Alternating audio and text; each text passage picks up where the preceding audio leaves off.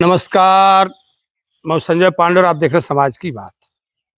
उत्तर प्रदेश सरकार ने शिक्षा मित्र और अनुदेशक इन दोनों के मानदेय में वृद्धि की। अब मैं इसे ये तो नहीं कहूंगा कि देर आए दुरुस्त आए, लेकिन हाँ, ये जरूर कह दूंगा कि एक कहावत है, ना मामा से काना मामा अच्छा। क्योंकि बड़े देर से इंतजार कर रहे थे शिक्षा मित्र और अनुदेशक, बड़े तकलीफ में जिंदगी बिता रहे थे। जो कुछ भी हुआ, चलिए थोड़ा कुछ सहारा हुआ, लेकिन दुख इस बात का है कि सरकार ने उन्हें ना तो अर्धकुशल श्रमिक समझा और न ही कुशल श्रमिक समझा।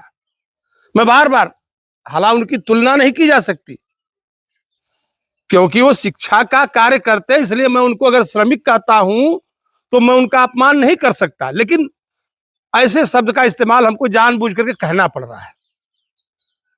ऐसे शब्द का इस्तेमाल हमें जानबूझ करके करना पड़ रहा है, क्योंकि जब सरकार उन्हें अर्धकुशल श्रमिक भी नहीं समझती, 22 से 23 हजार रुपया महीने के लायक भी नहीं समझती, या कुशल श्रमिक अगर समझ लेती तो 25 से 26 हजार रुपया के लायक समझ लेती, लेकिन सरकार ने नहीं समझा। आखिर क्या, कौन सी ऐसी दुश्मनी थी शिक्षा मित्रों से, यह समझ में नहीं आई। आखिर क्या सपा सरकार ने उनको नियमित किया था, ये बात, या कोई और बात थी कि शिक्षा मित्रों को लेकर के सरकार इतने लंबे समय से उदासीन बनी रही। जबकि सरकार में, हमने इसके पहले वीडियो में बताया था कैसे शर्मा जी इनके मंत्री थे, उनके अंदर कमेटी गठित की गई, तमाम कमेटियां बनी, मैं उसमें नहीं जाना चाहता। जैसे अगर आप देखेंगे तो अभी सदन के भीतर कई समाजवादी नेताओं ने, मान सिंह यादव ने पूरा पूरा ब्यौरा दिया कि कब कब कितनी कमेटी बनाई गई, कैसे कैसे बात की गई, क्या क्या उनके लिए किया गया। और जमनिया के विधायक ओम प्रकाश सिंह, पूर्व मंत्री, उन्होंने भी कहा कि कैसे जब वो शिक्षा मित्रों को लोग देखते हैं या उनके बीच में जाते हैं तो उनको लगता है। कुछ लोगों का यह कहना था कि जानबूझ करके सरकार ने कोर्ट में अपना पक्ष सही से नहीं रखा या दोबारा उनको नियमित करने के लिए कोई ऐसी बात नहीं की।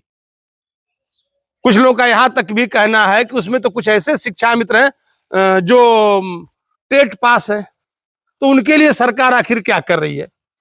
समान कार्य के लिए समान वेतन, अदालत भी कहती है, कोर्ट भी कहती है कि नहीं, समान कार्य के लिए समान वेतन होना चाहिए। तो इस तरह की बात कहीं ना कहीं, मैंने शुरू में ही कह दिया कि मैं उसको देर आए दुरुस्त आए नहीं कहूंगा। चलिए, जो कुछ भी हुआ अच्छा हुआ, लेकिन सरकार को चाहिए कि कुछ ना कुछ में नियमित, हमेशा प्रतिवर्ष कुछ ना कुछ, महंगाई बढ़ती जा रही है, महंगाई इतने परसेंट बढ़ रही है, सब कुछ तमाम लोग परेशान हो, तो क्या उनके लिए नहीं बढ़ रही है? तो जो सरकार ने यह एक राशि निश्चित की है, तो क्या उस पर प्रतिवर्ष कुछ ऐसी बढ़ोतरी का इंतजाम करेगी सरकार? जरूर सरकार को इस पर सोचना चाहिए, क्योंकि उन्हीं शिक्षा मित्रों से वो तमाम काम ले रहे हैं। जो एक सहायक अध्यापक से काम लिया जा रहा है, वही काम उन शिक्षा मित्रों से भी लिया जा रहा है। काम में कहीं कोई अंतर नहीं है।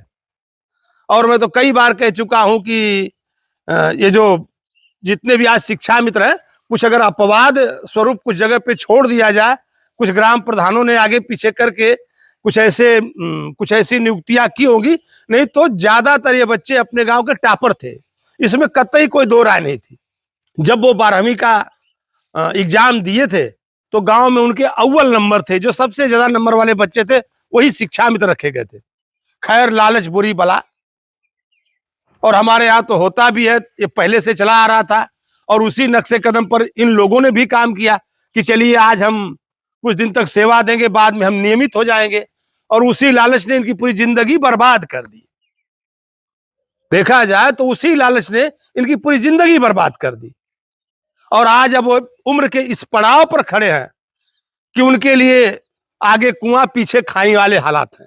वो जाए तो जाए कहां, अब वो कहीं नहीं जा सकते, अब मजबूरन उनको यहीं अपनी जिंदगी बितानी है।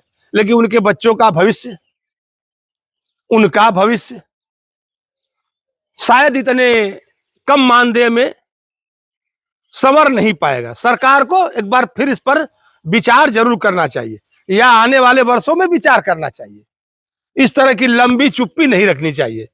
और जो शिक्षा मित्र अनुदेशक है, थोड़ी सी राहत इनको जरूर मिली, लेकिन हमने कह दिया कि ये राहत थोड़ी सी है, क्योंकि उनको भी लग रहा था कि नहीं, सरकार शायद हमारे बारे में बहुत दिन से कह रही है, करे न्याय होगा, तो शायद कोई बड़ा फैसला हमारे लिए आएगा, लेकिन ऐसा हुआ नहीं।